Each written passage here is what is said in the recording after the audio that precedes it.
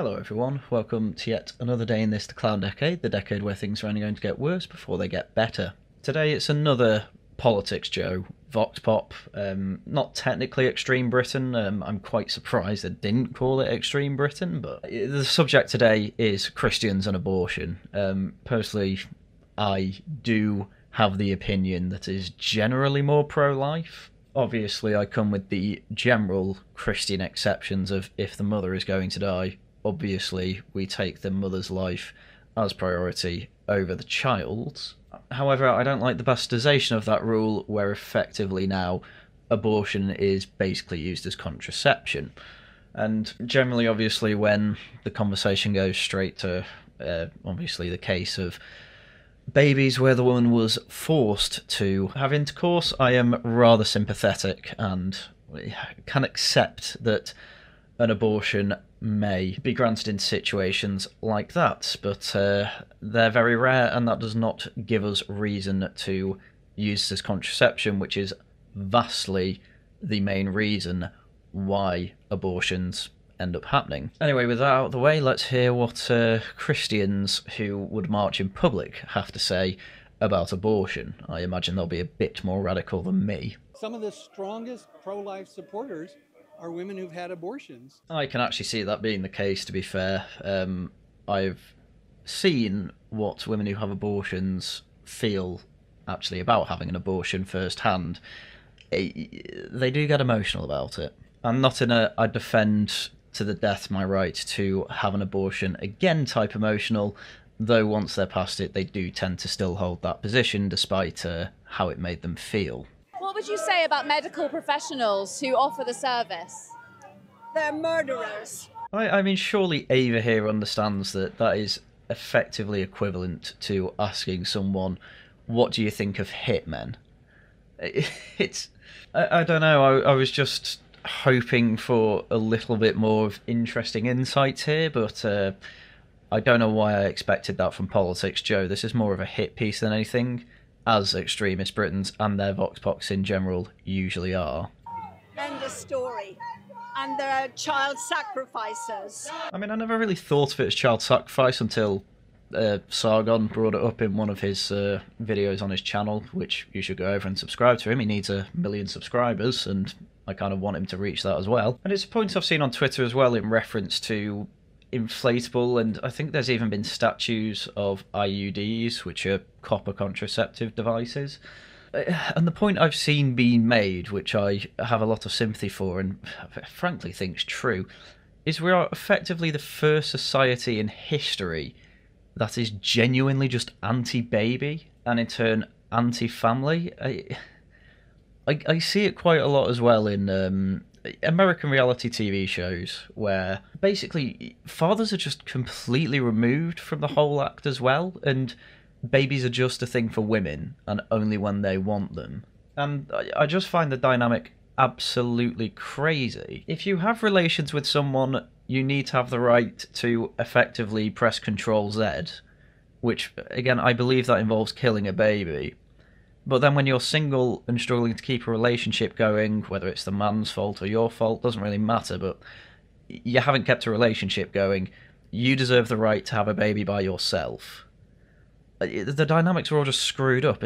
Like, this is a really weird point in history, and it's genuinely one that I cannot see lasting. Simply because, at least in Britain, the family unit, while it has evolved over time, obviously, it is an idea that has been completely stable throughout millennia. You know, you can go as far back as when the Anglo-Saxons arrived here, and even they were in tribes that generally were just a bunch of families, not too dissimilar to families as the idea we have them today. But obviously there's a problem that comes in that, you know, when you do believe that abortion is killing a child, calling it a child sacrifice seems to a lot of people who are not pro-life as basically ludicrous.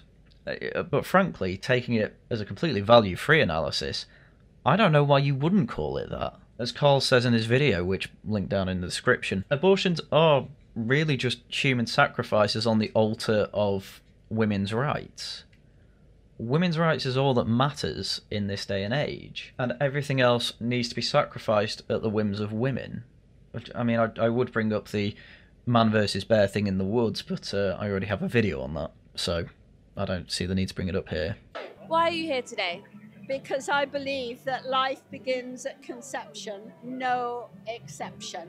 And would you like to see the eradication then of... Totally, absolutely. I think that it is murder. Vote And God reform. hate- I mean, that guy is right, by the way, vote reform. I have no idea what their views on abortion are. I imagine they're going to try and avoid that conversation like the plague, at least until they have a majority in the Commons. But honestly, I can see them just not touching the subject ever, because to the average normie, it doesn't actually seem like that's ludicrous a law, the abortion laws in the UK. Long story short, you can have an abortion for pretty much any reason as long as it has not exceeded 24th week of pregnancy, which is when the fetus starts looking like a baby, basically. Or at least when there's a heartbeat, I think. And obviously there are exceptions beyond that if it's going to effectively kill the woman. I think they also allow you to get abortions late stage if the baby's going to be handicapped or severely disabled, which I don't entirely feel comfortable with, but as I say, in normie sphere, these seem like reasonable standards. I think the main thing I'd change basically is reducing the 24-week limit to, well, anything lower, but to be honest with you, I don't even think that's going to really change the number of abortions, because women really do get those abortions as quickly as they can generally if they are having casual sex. Not all of them, obviously. But you've got to bear in mind as well that when it comes to left-wing fanatics on this sort of thing, they want abortions for absolutely any reason right up until birth. It is quite white-pilling seeing that when pretty much everyone I know who actually hears that policy, they actually start getting really uncomfortable. You can basically tell that when people say, oh, fetuses aren't really babies, it's not really human life, nobody actually seems to really believe that, apart from left-wing fanatics. It's murder, and it's the same as actually sacrificing babies to Molech. I mean, it sounds hyperbolic, but effectively, yeah. When it comes to the women's right to choose, it has been completely bastardised. As I've said pretty much every time on this topic, there are choices that you can make that just completely avoid the situation of needing an abortion. And this is why I said this at the beginning. Obviously, sometimes you are actually forced into this situation. I am open to you taking procedures that mean you are not forced to give birth in that situation. But again, the conversation never really goes to that. The conversation either seems to be, oh, abortion law's mental, we need to have it so that you can have an abortion for any reason up until birth, which, by the way, kind of a crazy thing for feminists to say, because there are communities out there that will sex select abortions, typically in favour of males. Although, to be honest with you, there's also certain people out there that will sex select for girls as well, so I guess they'll say, oh, tit for tat. Whereas I guess more normal people would say, what is wrong with you? That is mental. Where do you think that we are in terms of, as a society, what does it say about one that allows abortion? I think we have abandoned the Ten Commandments. We've abandoned the 10 Commandments. I mean, I would agree. I think following the 10 Commandments is generally a good idea. Although as a Catholic, I know plenty of other denominations of Christianity that would say that actually Catholics regularly delve into idolatry with our weird obsession with Mary, the mother of Jesus, and obviously all the statues of saints we have all over the place. Though Jesus is usually front and centre. And we've abandoned our Judeo-Christian roots. I mean, I would agree with that for a lot more of a reason than just abortion. But this is the whole point of the video, isn't it? And this is why I generally hate left-wing vox pops from Navarra Media and Politics Joe. They're not really interested in any of this. They're not trying to engage with any of the answers here. They just want videos of Christians sounding mad to leftists. That's all they want. They're not there to engage in any honest or good faith way. They are just there to get their clips to put up on Twitter to say, oh look, there's still people that hate women out there. As if half the people in this video aren't women. I saw that about this march on Twitter as well, by the way. There was someone who said, oh, look at all these men marching against women's rights.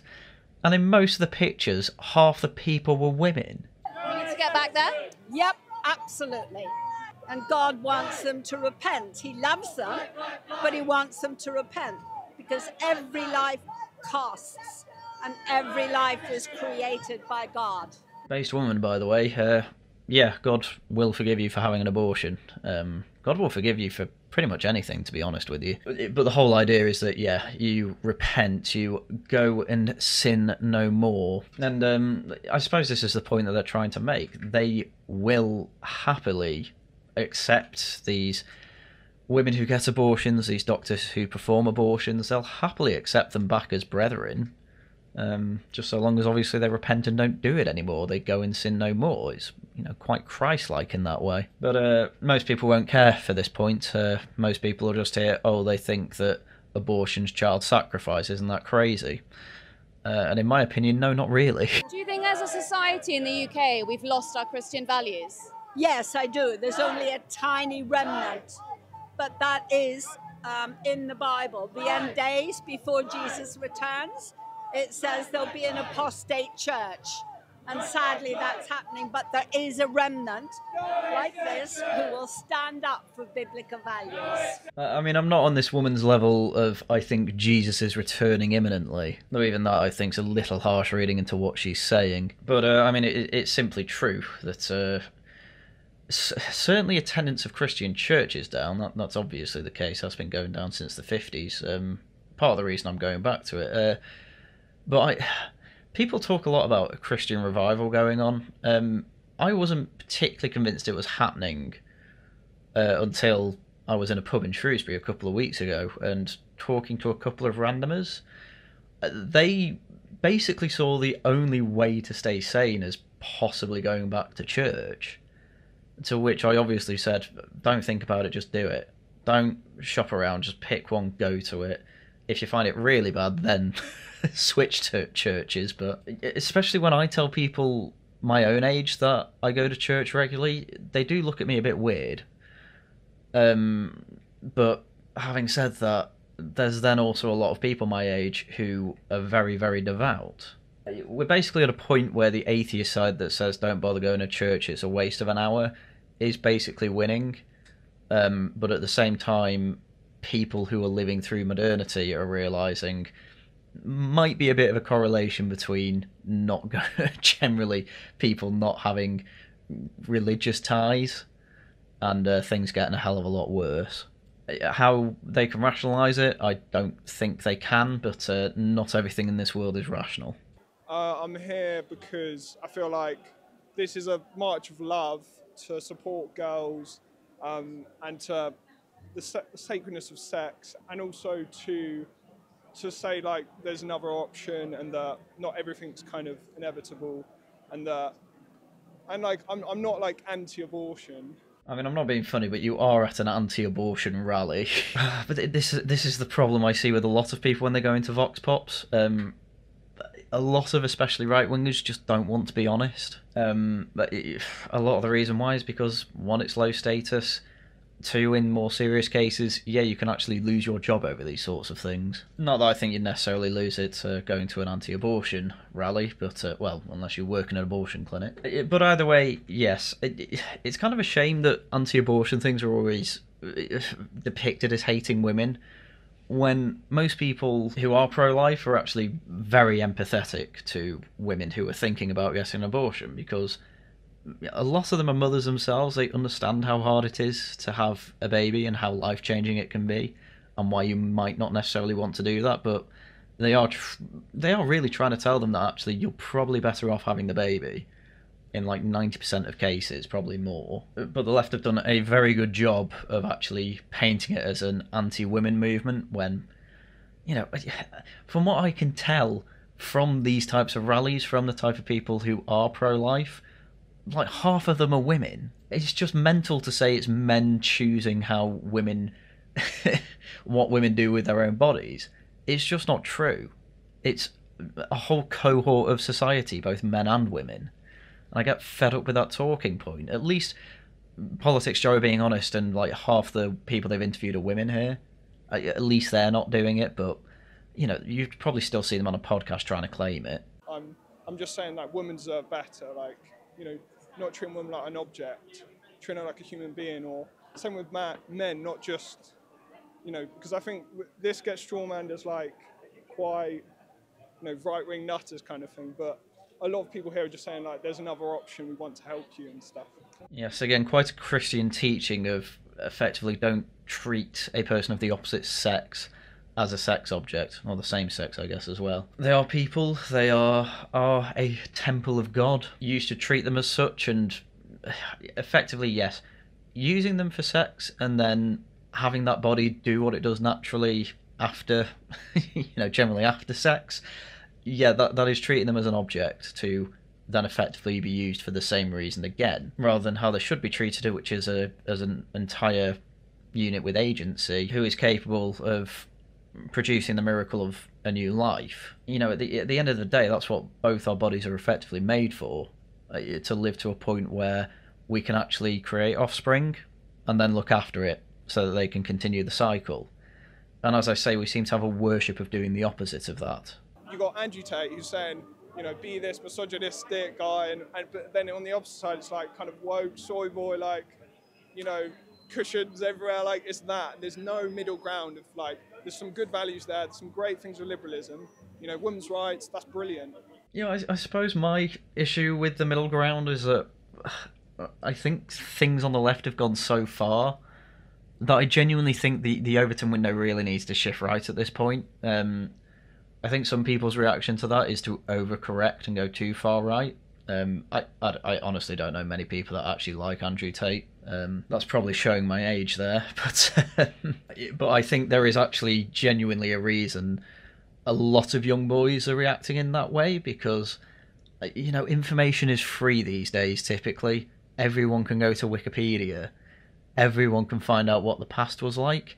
Everyone appears to know that the modern day is relatively radical when it comes to you know, social attitudes and things like that. And I'm not particularly of the opinion that gender roles need to be set rigidly by law or anything like that, but I do think generally men and women will fall into their stereotypical gender roles, and I think laws are actually trying their best to disincentivize that.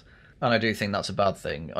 My opinion is I don't want law to try and incentivize and disincentivize natural behaviour like that. It should just be there to enforce natural law, as I've been saying for some years now, so at least that opinion of mine hasn't changed. But it doesn't mean you have to kind of chuck everything else out. And I say it's really different for young people, like what is a man? Like how are you meant to act? How are you meant to be?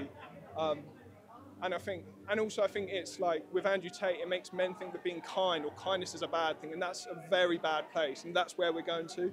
Yeah, I generally agree with that. I remember when Doctor Who was becoming a woman, I think I even covered this on a video, with Jodie Whittaker, and old doctors, I can't remember which one, I think it was Sylvester McCoy, was saying, you know, this is just more dismantling of male role models.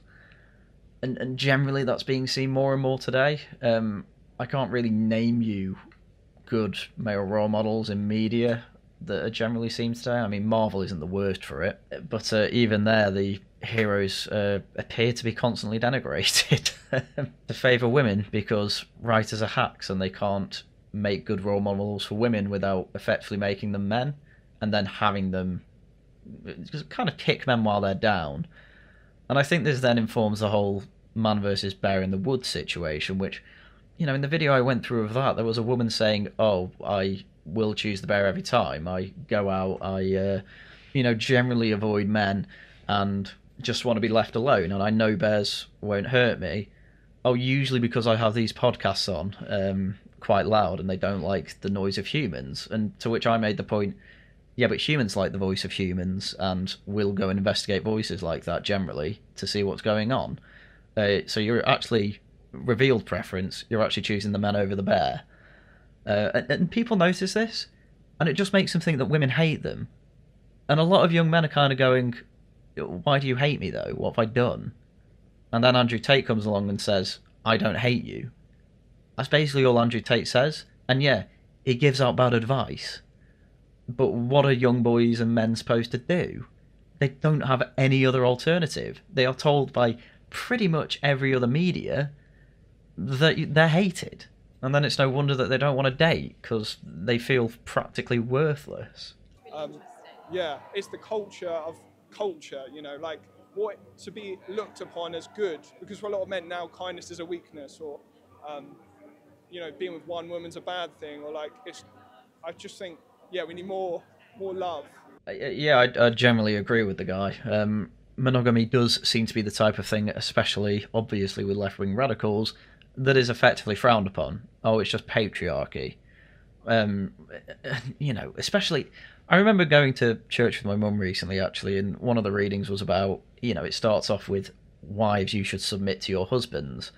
And my mum leaned over to me and basically said, oh, it's ridiculous, isn't it?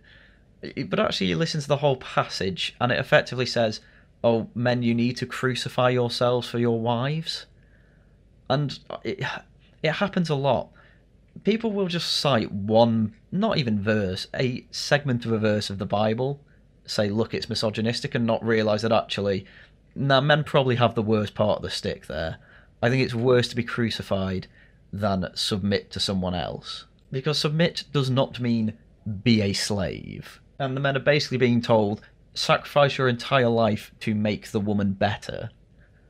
Again, women aren't really being told to do that, even though, quite frankly, they do. I know for a fact my girlfriend makes my life better. So, you know, it's a mutually beneficial situation to be in. There definitely is a culture that sleeping with only one woman doesn't make you a man.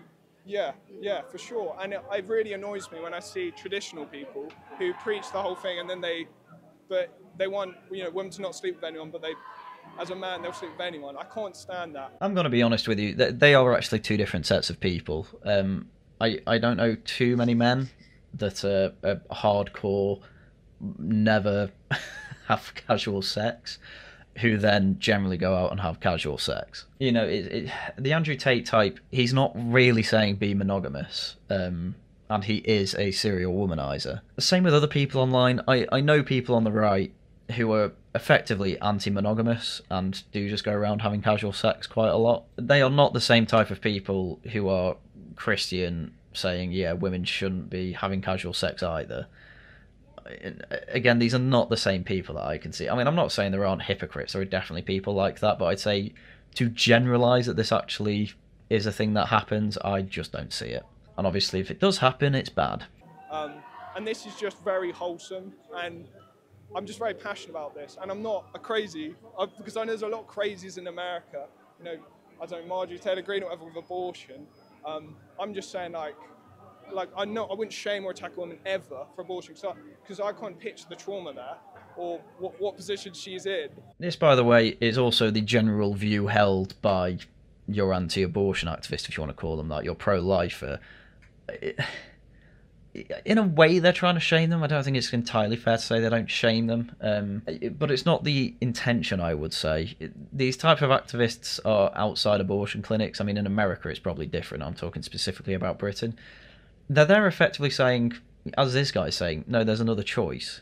It's actually okay to have the child. Yes, it will affect your life, but generally, while it may get harder, it will bring you more meaning and happiness. And I think it's right to have the attitude of having quite an empathetic stance on it.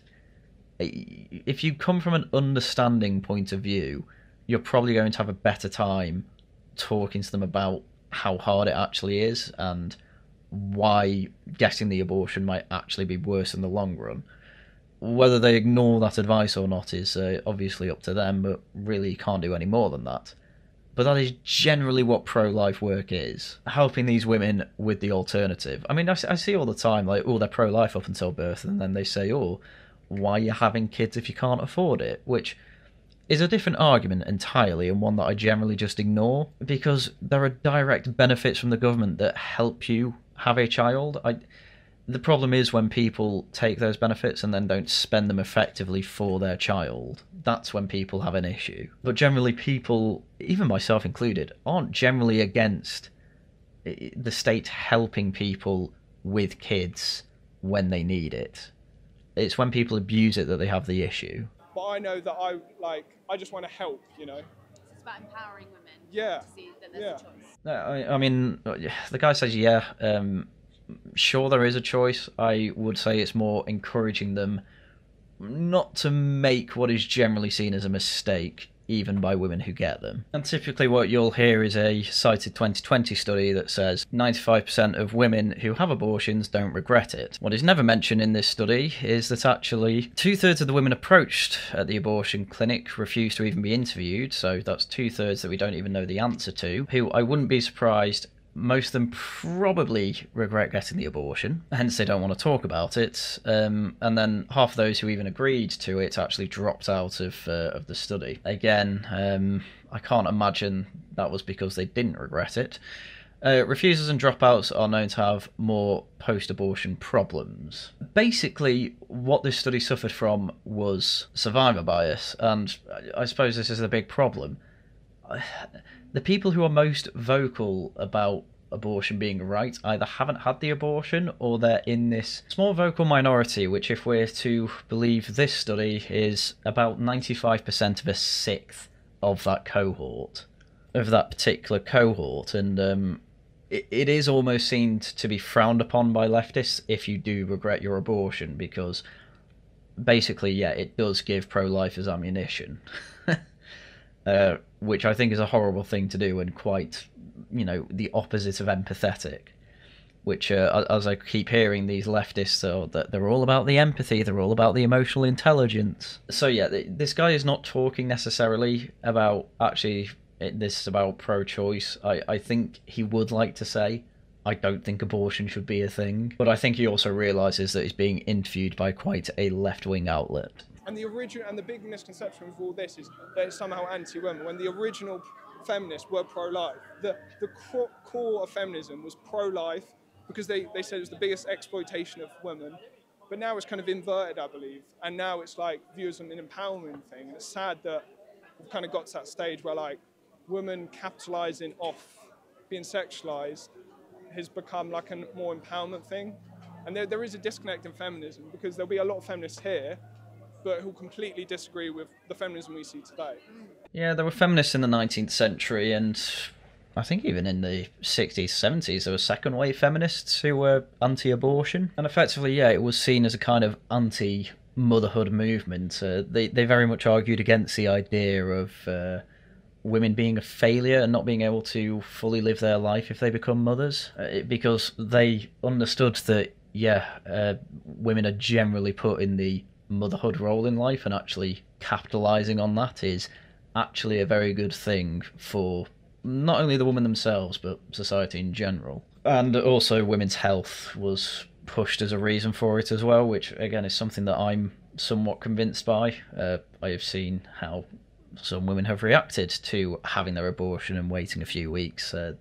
They never seem happy about it. But anyway, generally these arguments have been rejected by mainstream feminism, and in fact they seem to have overcorrected and gone to the women should be able to choose for whatever reason at any point in time up until birth. And I'm convinced that even with that reasoning, why would it stop at birth? Can I ask why you're here today? I think that life is incredibly important from conception to a natural death, with absolutely no exceptions whatsoever. If God grants life, we've got no authority or right to take it away, no matter what happens. I mean, let's be fair, there are some exceptions to that, but typically they involve crime. And when it comes to babies and unborn babies, and even kids, they're generally innocent. They haven't done anything wrong. I mean, if you're against capital punishment and, you know, killing someone in self-defense, say, yeah, I can understand why you'd have this position. I don't have the position that you should never kill. I think there's fair self-defense reasons to kill someone. But yeah, this is what I see a lot. I see a lot of people say, ooh, people like this are usually pro-death penalty. To which I say, no, not usually. There's quite a lot of people that are actually against the death penalty while being against abortion. And sometimes suffering actually gets that soul to heaven. So the society of the culture of death is devastating, and the pro-life movement is trying desperately to bring people back to the culture of life. It's so important to us. Yeah, I mean, that's generally why I'm on that side of things. The way people live their lives, sometimes if they do the suffering here on earth, then they won't have to suffer in purgatory. They'll go straight to heaven. Not a winning argument, that. I'm going to be honest with you. Don't get me wrong, from what I've been told, childbirth is one of the most painful things that you can go through as a woman. And I mean, she's not really wrong. Life is suffering. The Buddhists are pretty much correct on that point. And the point of life isn't to reduce suffering, it's to find meaning through that suffering. And I think that's the point you need to go on more. Babies give you meaning in life. It's quite rare that you find a parent who regrets having kids, mainly because they get meaning out of it, even if the kids don't turn out as perfect as they sometimes expect. But hey, another thing I understand is that the love that you can have as a parent is something that I don't think I can actually compare anything to in my own experience of life. I think focusing mainly on that side of the argument is probably a better way to present yourself as pro-life rather than say, yeah, life's suffering and you need to suffer more. Because that is what people who don't like you will take away from what you've just said there. And that's a glorious thing, that suffering actually can be used to actually help not only that person but the family members as well, and the entire community. Yeah, I have to say, throughout my life I've been the youngest in the family by quite some years. I have only seen my cousins be happy with children that they've had. I mean, to get unreasonably personal for a video like this, one of my cousins' sons died relatively recently.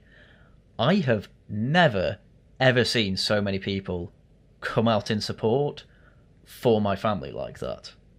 Genuinely a ridiculously nice thing to see. And this is exactly what this woman's talking about. You go through personal suffering to help bring up these children, and if you did a good job, you make everyone's life so much better that we're talking like at least 300 people come out personally in support to the church funeral. I have not seen my church that full since Christmas time when I was a child, when Christianity was a little bit more mainstream. Like, as much as an awful lot of left-wingers are pro-abortion, they still love kids. You know, obviously in a few cases a little bit too much. But generally, when people personally know parents, as much as clearly kids can annoy them sometimes, and obviously change their life in some ways for the worse, a lot of the time you see the positive side of it as well, and that is a lot more intense. And I suppose this is a pro-life thing. Yeah, it's not because of any, you know, it's partly to do with our personal morality and religion and things like that, but, you know, in reality, having kids does just seem to make you happier, even if you didn't really want them. Suffering is a great, great blessing from God, because it means it's a splinter of the cross, which actually brings about great victory in the end. I mean, I appreciate the metaphor, but I think you're going to end up be talking to brick walls here. They are not going to understand what you mean. Effectively, what she's saying is that you have to sacrifice some things to have a greater ends. The suffering of, you know, giving birth to a child gives, you know, great life and great meaning to your life as well. So never look down on any suffering, thank God for it, and then, you know, eventually become a victim soul and bring more people to heaven. Yeah, well, that's the aim of pretty much every Christian, so good job. Not just the getting to heaven bit, but helping out other Christians and getting other people to convert to Christianity. That's generally kind of what Jesus wanted us to do. But by that argument, though, some people might say, well, then the fetus that was aborted would go to heaven. Well, yeah, but then at the same time, the doctor and woman that got the abortion is going to hell unless they repent. Like, why have two people go to hell while one goes to heaven when all three can go to heaven? I really hate arguing with atheists. All the children that are murdered in abortion do go to heaven, yes, they do. But maybe others will not. So there's not one child that God creates that won't get to heaven in that way. Because Our Lady says that no one gets to heaven without suffering, and they suffer the worst terrible death possible. I mean, the whole suffering thing, it's a little more specific than that to get to heaven. But generally, yes, there's barely a Christian alive today that would say a baby isn't getting to heaven. You know, even if they're not baptised. Catholics still try and baptise as quickly as possible, but even if you don't make the baptism, you know, there's not a priest alive that says, sorry, he's going to hell now, or she. But yeah, this woman's made the same point as me. Well, we want to try and get everyone to heaven. We're not going to sacrifice a child to go to heaven. Like, that's ridiculous. By this logic, why doesn't every Christian keep doing abortions till there's no babies left? Because then at least we guarantee the baby goes to heaven. Like, what a stupid thing to say. No, the point is we're trying to better other people to make them better Christians, and in turn better people. What do you think about, what does it say about the UK, the society of the UK, that we allow abortion? It's devastating because when the UK put it into law, it just went around the entire world. Canada, America, the Commonwealth, so many countries took it on because Britain put it on. It's a fake law, it's not a real law, because the first commandment is, thou shalt not kill. I mean, generally, yes, abortion is a sad case. I kind of get what she's saying about it not being a real law, but no, the laws of man are separate to the laws of God. Generally, yes, you are a good Christian country if your laws don't go against the Ten Commandments at the very least. Which, interestingly, Carl's released a video, I think, on his Ancient Recitations channel, where effectively it's King Alfred's laws of the land in Anglo-Saxon England. And in fact, I was quite surprised when I read the Bible after.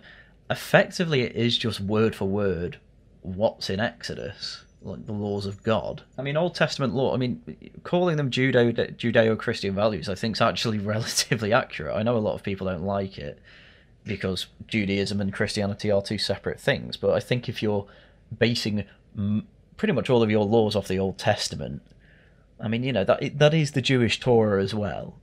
And so we've got to get back to that, because wars are brought about because children are being murdered in abortion.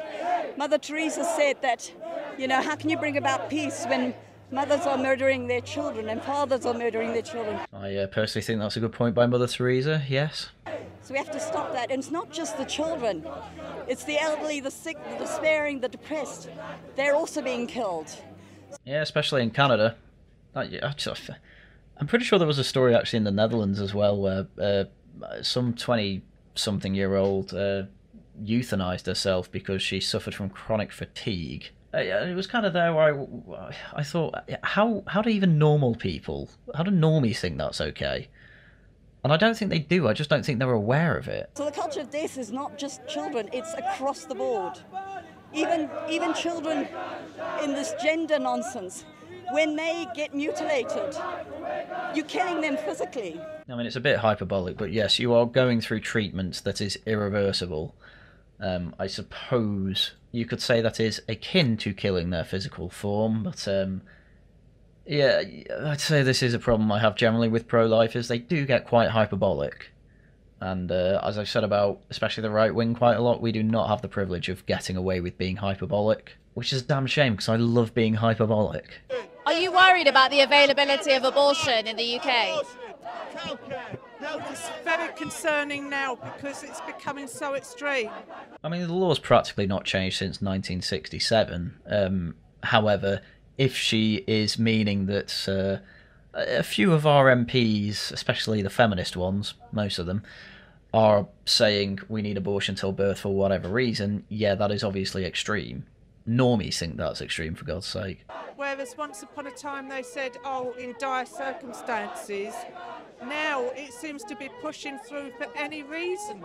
Yeah, and so far it's up to 24 weeks, but this is the problem, they want it even further than that. And even then, the reason it's 24 weeks is because from week 20 to 24, that's when issues start developing and you can actually determine if the child's going to have Down syndrome or something like that, say. And so even then I think it's quite cynical to have it at 24 weeks. That is clearly there to be very selective with it, but I mean, then this is the problem.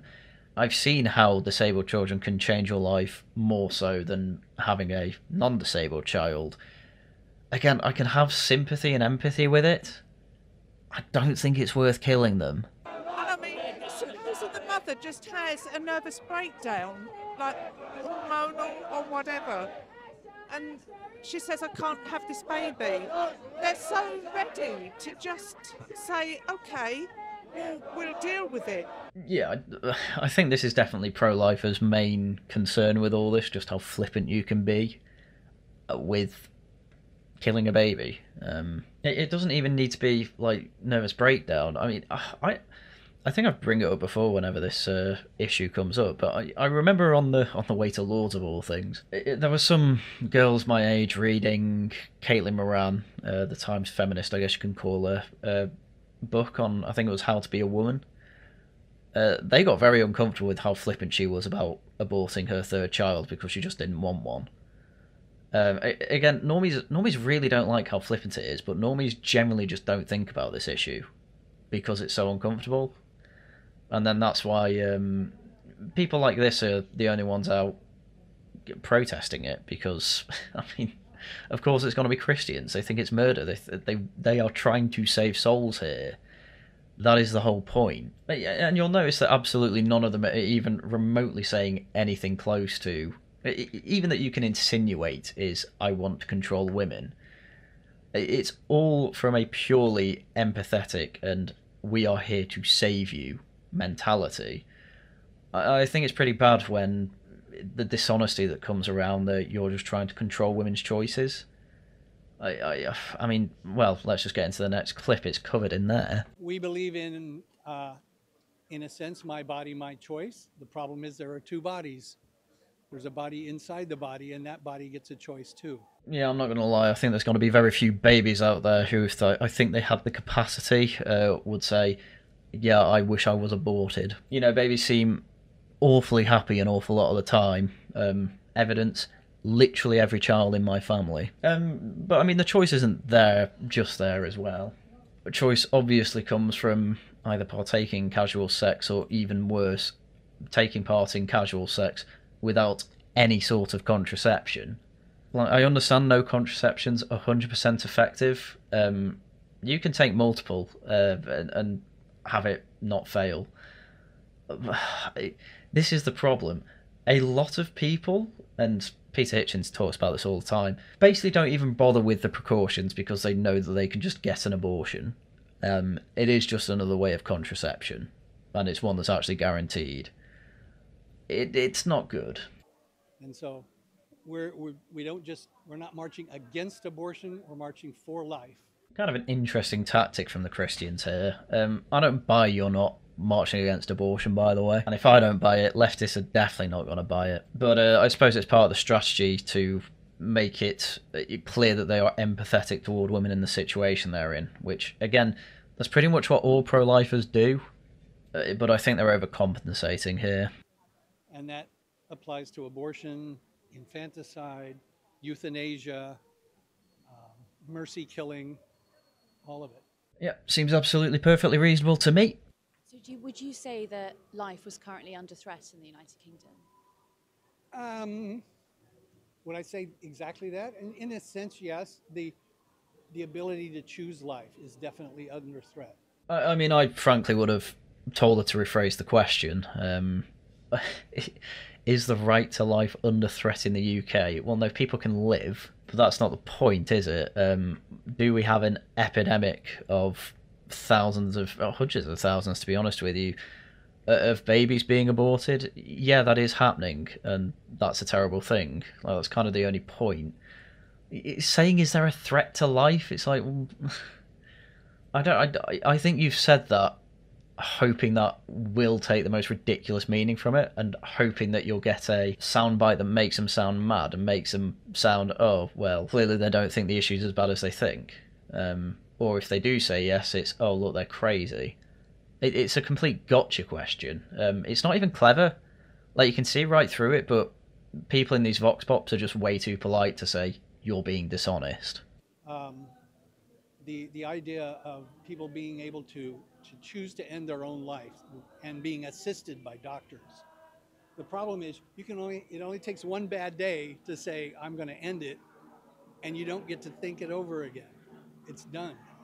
And people can be taken advantage of. Caretakers can just kind of help you off into the sunset. That's definitely an issue that isn't kind of brought up enough. I just can't imagine, you know, being in hospital have someone come along and basically tell me you'd probably be better off dead. Because that is effectively what's happening when you're asked, do you want euthanasia? I mean, how demoralised must you be at that point anyway? Yeah, death is actually an option here. And I get that there are people in dire suffering. There are ways to circumvent it, but not necessarily stop the inevitable. I can understand the arguments for euthanasia, but it really does seem to be the thin end of the wedge. You know, as I said before, some 20-something-year-old killed herself in the Netherlands because she had chronic fatigue. Like, you know, it's clearly opened a door we probably shouldn't have opened. And so, yes, in that sense, yes, life is under threat. When you say the caretakers, do you mean the people who are carrying out the abortions? Well, and I'm thinking of like the elderly relatives who try to convince them, oh, you know, your life is terrible. You're always complaining, and the same thing happens to women who are pregnant and wish they weren't. It's to your advantage to get rid of it. Yeah, basically, it seems that side of thing is certainly encouraged. I don't know specifically necessarily in care homes and abortion clinics, if that is the case, but from what we can all see throughout general media and things like that, there certainly seems to be a push in the mainstream to normalise euthanasia, to normalise abortion. I mean, abortion's already normalised, to be honest with you. And I'm kind of glad these people are a voice saying, no, this shouldn't be normalised. And I do agree with them. But I don't think it's an issue that's going to be budged one way or the other for some time now. You know, the law's been pretty much there, unchanged for over 50 years. It's going to take a bit of a push to change it in any particular direction. But I suppose it's an issue that I would say keep on your mind. I do think it's an important one. I don't think we can just be flippant about ending life like this. Yet as a society we are. Anyway, that was it for the Vox Pop. Tonight I shall be streaming Dustborn, Tharium being on as my co-host as well, while we laugh at just how terrible the game is. If you didn't see part 1, obviously you can find it on my channel. It does not go behind a paywall because we are not that spicy. And I'd say it's kind of my job, along with a lot of other streamers, to just show people how bad the game is. It's not good. And it's exactly what I would write for a game if I was trying to completely parody literally everything that you can name as woke. Anytime a character is introduced, you are given their pronouns. They have an entire song that I think can reasonably said to be pro-Great Replacement, and I'm not even memeing with that.